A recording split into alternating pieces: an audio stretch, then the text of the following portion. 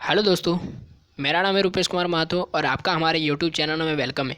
यहाँ हम class 12th में आपको जियोलॉजी में एमसीक्यू क्वेश्चन बताने वाले, जो सारे क्या है एनसीईआरटी क्वेश्चन है, जो एमसीक्यू के फॉर्म में। ठीक है, तो चलिए इन सारे एमसीक्यू को हम लोग डिस्कस करते हैं और समझने का प्रयास करेंगे। ठीक है, तो यहाँ पर मैं आपको 40/40 यानी आपको टोटल 40 क्वेश्चन आज मैं एमसीक्यू के फॉर्म में आपको बताने वाला हूँ।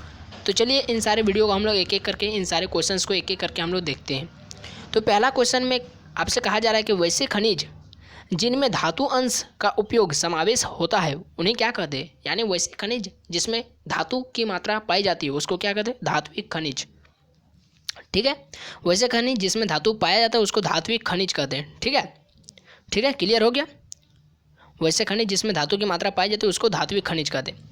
अगला क्वेश्चन कि जीव जंतुओं को पत्थर के रूप में परिवर्तित करने की प्रक्रिया क्या कहलाती है। यानी जीव जंतुओं को पत्थर में परिवर्तित करने यानी पत्थर में बदलने की प्रक्रिया को, उस परिघटना को क्या कहते हैं, अश्मीभवन। क्या कहते हैं, अश्मीभवन। ठीक है, अगला क्वेश्चन है कि भूपटल में खनिजों का वितरण, भूपटल में खनिजों का वितरण क्या है। भूपटल में खनिजों का वितरण अत्यंत असमान है। आप लोग जानते हैं कि जिस तरह परिस्थितियाँ रहती है, जिस तरह जहाँ की जलवायु होती है, जिस तरह जहाँ की मिट्टी होती है, उस प्रकार वहाँ अलग अलग प्रकार की खनिज पाई जाती है। अलग अलग यानी हर जगह असमान होता है खनिज का वितरण। ठीक है, चट्टानों के अनुसार। अगला क्वेश्चन है कि भू रसायन के अंतर्गत किसका अध्ययन किया जाता है। भू रसायन के अंतर्गत हम लोग पृथ्वी की द्रव्य रचना का अध्ययन करते हैं। ठीक है, भू रसायन ये विज्ञान, ये एक जियोलॉजी का एक शाखा है, ब्रांच है, जिसमें हम लोग पृथ्वी की द्रव्य रचना का अध्ययन करते हैं। क्या है उस शाखा का नाम, भू रसायन। ठीक है, भू रसायन विज्ञान। अगला क्वेश्चन में आपसे पूछा जा रहा है कि गोंडवाना निर्माण किसका भंडार के लिए प्रसिद्ध है। गोंडवाना निर्माण किसका भंडार के लिए प्रसिद्ध है। तो अवसादी चट्टानों का भंडार के लिए गोंडवाना निर्माण प्रसिद्ध है। गोंडवाना निर्माण का निर्माण हुआ, गोंडवाना का निर्माण हुआ अवसादी चट्टानों के द्वारा। ठीक है, अवसादी चट्टान का भंडार के लिए गोंडवाना निर्माण प्रसिद्ध है। ठीक है, अगला क्वेश्चन में आपसे पूछा जा रहा है कि ट्राइलोबिटा प्रकार का जीव को किस फाइलम में रखा गया है।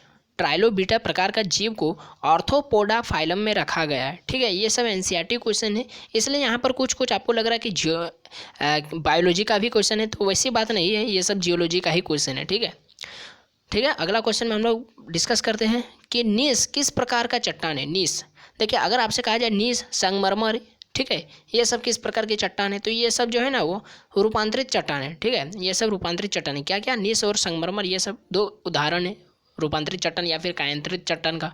ठीक है, तो ये आपको याद रखना है। अगला क्वेश्चन में आपसे पूछा जा रहा है कि विश्व के प्राचीनतम निर्माण को क्या कहते हैं। तो देखिए विश्व के प्राचीनतम निर्माण को हम लोग अद्य निर्माण कहते हैं। ठीक है, विश्व के प्राचीनतम निर्माण को क्या कहते हैं, अद्य निर्माण। अगला क्वेश्चन कि जीवाश्म बनने के लिए जीवों का शरीर कैसा होना चाहिए, जीवों का अंग कैसा होना चाहिए। जीवाश्म बनने के लिए जीवों का अंग जो होना चाहिए ना वो एकदम कड़ा होना चाहिए, तभी जीवाश्म बनेगा। ठीक है, यानी जीवों के अंग एकदम कड़ा होना चाहिए तभी जीवाश्म बनेगा। यानी जीवाश्म बनने के लिए जीवों का अंग कैसा होना चाहिए, कड़ा होना चाहिए। अगला क्वेश्चन कि डैश में अत्यंत ही बारीक पतरण पाए जाते हैं। तो बंगाल नीस, ये नीस मतलब जो रवेदार जो कायांतरण रूपांतरित चट्टान होता है ना नीस, तो नीस का भी प्रकार है, जैसे बंगाल नीस, बंगाल में पाए जाने वाला नीस। तो इस नीस चट्टान में यानी बंगाल नीस चट्टान में अत्यंत ही बारीक पतरण पाए जाते हैं। ठीक है, अत्यंत ही बारीक पतरण पाए जाते हैं बंगाल नीस में। ठीक है, अगला क्वेश्चन है कि रेशेदार खनिज को क्या कहा जाता है। रेशेदार खनिज को क्या कहा जाता है। तो रेशेदार खनिज को क्या कहते हैं हम लोग, एस्बेस्टस। क्या कहते हैं रेशेदार खनिज को, एस्बेस्टस। ठीक है, अगला क्वेश्चन कि सतपुड़ा और गोदावरी घाटी में पाए जाने वाली दामोदर क्रम की चट्टानें बालुआ पत्थर और किसकी बनी होती है।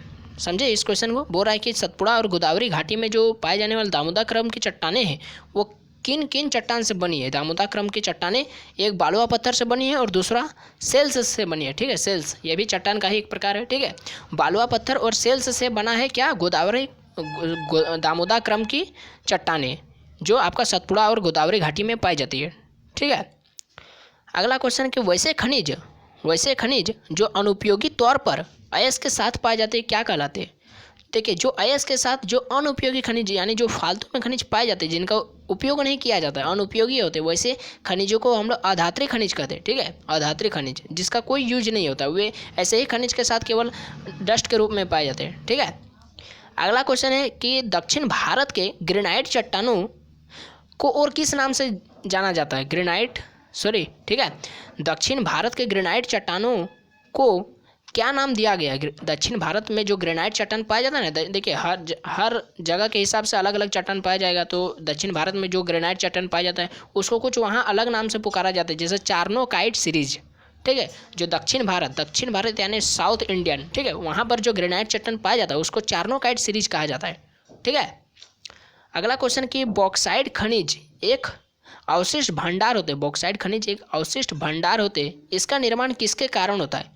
तो बॉक्साइट खनिज जो है ना वो एक अवशिष्ट भंडार होते जिसका निर्माण पुरानी चट्टानों से होता है, पुरानी चट्टानों से। अवशिष्ट खनिज है तो अवशिष्ट मतलब जो फालतू का पड़ा रहता है, तो उन सारे खनिज का निर्माण, उन सारे बॉक्साइट खनिज का निर्माण कैसे होगा? पुरानी चट्टानों से, ठीक है, जो पहले से चट्टान बहुत पहले से वहाँ पर मौजूद है, उन सारी चट्टानों से किसका निर्माण होता है? अवशिष्ट भंडार होते हैं जिनका निर्माण बॉक्साइट खनिज में इसका निर्माण होता है, ठीक है। बॉक्साइट खनिजों का निर्माण होता है पुरानी चट्टानों से, ठीक है, क्लियर हो गया। अगला क्वेश्चन है कि जुरासिक काल की कुल आयु लगभग कितने वर्ष अनुमानित है? बहुत MVVI क्वेश्चन, इसको टिक कर लीजिए, ठीक है। इसका PDF मैं आपको टेलीग्राम ग्रुप में सेंड कर दूंगा। तो कहा जा रहा है कि जुरासिक काल, ये सब तो आप काल सुने ही होंगे, जुरासिक काल यानी डायनासोर का ज़माना। तो उस समय की कुल आयु लगभग कितने वर्ष अनुमानित है, यानी वह कितना साल तक था जुरासिक काल? तो 45 करोड़ साल तक था, ठीक है। या फिर कितने वर्ष अनुमानित है, लगभग कितने वर्ष अनुमानित है जुरासिक काल? तो 45 करोड़ वर्ष, ठीक है। ये सब याद रखना है आपको। अगला क्वेश्चन कि अरावली श्रेणी कितना किलोमीटर क्षेत्र में फैला? अरावली श्रेणी, ठीक है, अरावली श्रेणी जो ये जो है ना वो कितना क्षेत्र तक फैला है, ये आपसे पूछा जा रहा है, कितना क्षेत्र तक ये फैला है? तो 800 किलोमीटर क्षेत्र तक फैला है, ठीक है। अरावली श्रेणी 800 किलोमीटर क्षेत्र तक फैला है। अगला क्वेश्चन कि नर्मदा और ताप्ती नदियों के बीच कौन सा पहाड़ी स्थित है? नर्मदा और ताप्ती नदियों की, यानी ताप्ती नदी, ठीक है, नर्मदा नदी और ताप्ती नदी के बीच में, ताप्ती नदी के बीच में ये कौन सा ये आता है, ठीक है, कौन सा पहाड़ी आता है? तो इसका कौन सा पहाड़ी आता है? ये सतपुड़ा पहाड़ी आता है। नर्मदा नदी और किस नदी? ताप्ती नदी के बीच में, ये नर्मदा नदी और ताप्ती नदी के बीच में कौन सा पहाड़ी आता है? सतपुड़ा पहाड़ी, ठीक है।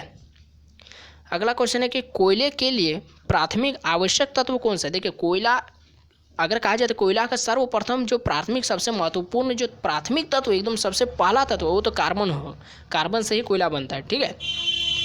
अगला क्वेश्चन है कि निचली गोंडवाना क्रम की किस परतों में कोयले की तहें पाई जाती है? तो कहारबाड़ी, ठीक है।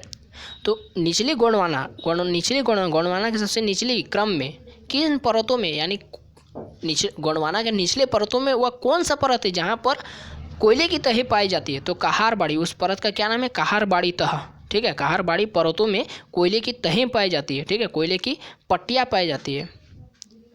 अगला क्वेश्चन है कि माउंट एवरेस्ट की ऊंचाई कितनी अनुमानित है? ठीक है, माउंट एवरेस्ट की ऊंचाई कितनी है? 8,848 मीटर, आप तो जानते ही हैं, ठीक है।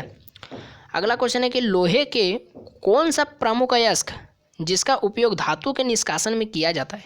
यानी लोहा का कौन सा अयस्क है जिससे धातु आराम से और काफ़ी आसानी से निकाला जा सकता है? हेमेटाइट, ठीक है, हेमेटाइट लोहे का ही एक अयस्क है जिससे हम लोग धातु को आराम से निकाल सकते हैं, ठीक है, उससे निष्कासित किया जा सकता है, ठीक है। अगला क्वेश्चन है कि झारखंड राज्य के किस क्षेत्र में कोयला सबसे अधिक पाया जाता है? तो झारखंड राज्य के तो हम लोग जानते हैं, कोयले की यदि बात किया जाता है तो झरिया में सबसे अधिक पाया जाता है, ठीक है। अभ्रक का बात किया जाए तो कोडरमा हो गया, ठीक है, यहाँ पर कोयले का बात किया इसलिए झरिया हो गया। अगला क्वेश्चन है कि उभयचरों को क्या कहते हैं? उभयचरों को एम्फीबियन कहते हैं, ठीक है, उभयचर, एम्फीबियन, उभयचर को क्या कहा जाता है? कौन सा श्रेणी में रखा गया? एम्फीबियन, ठीक है। अगला क्वेश्चन कि किस चोटी की ऊंचाई 8,172 मीटर है? तो धौलगिरी चोटी की ऊंचाई 8,172 मीटर है, ठीक है। धौलगिरी की चोटी की ऊंचाई 8,172 मीटर है, ठीक है। अगला क्वेश्चन कि अस्तर के समान अंतर्भेदी रूप को क्या कहते हैं?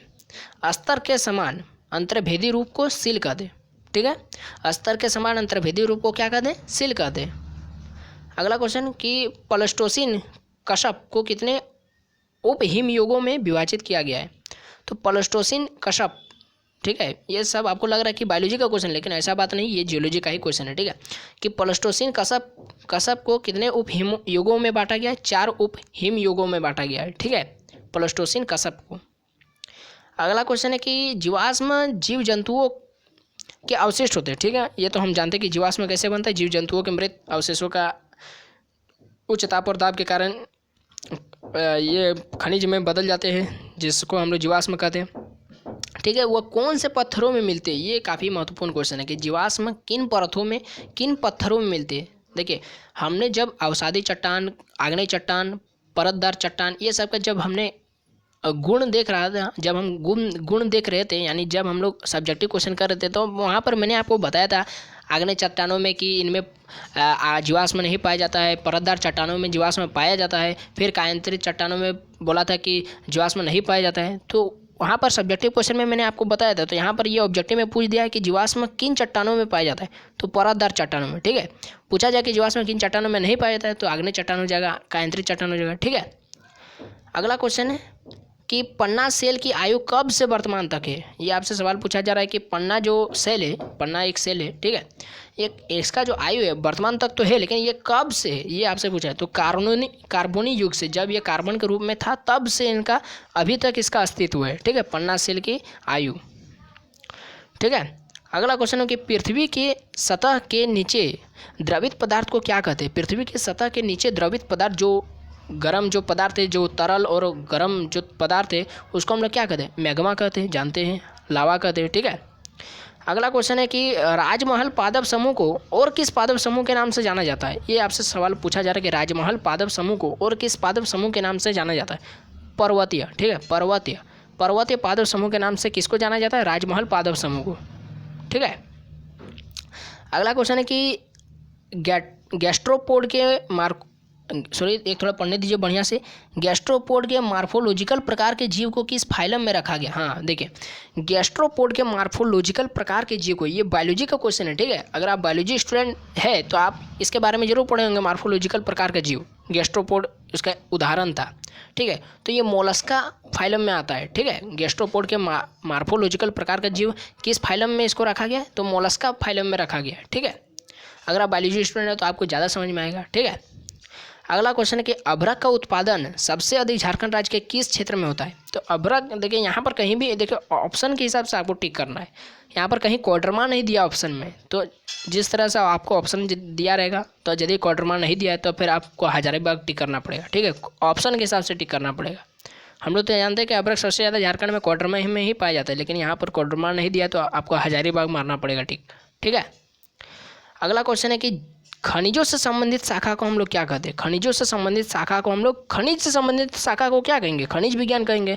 खनिज से संबंधित, तो उसके बारे में, उसमें हम लोग क्या पढ़ेंगे? खनिजों के बारे में ही पढ़ेंगे ना, कैसे उसका उत्पत्ति हुआ है ना, विभिन्न प्रकार के खनिज, तो उन सारी चीज़ों को हम लोग खनिज विज्ञान में पढ़ेंगे। ठीक है, जिन चट्टानों का निर्माण मैग्मा के ठंडा होने या रवाकरण के कारण होता है, उस प्रकार के चट्टान को क्या कहते हैं? आग्नेय चट्टान। आप तो जानते हैं मैग्मा के द्वारा बने चट्टान को आग्नेय चट्टान कहते हैं।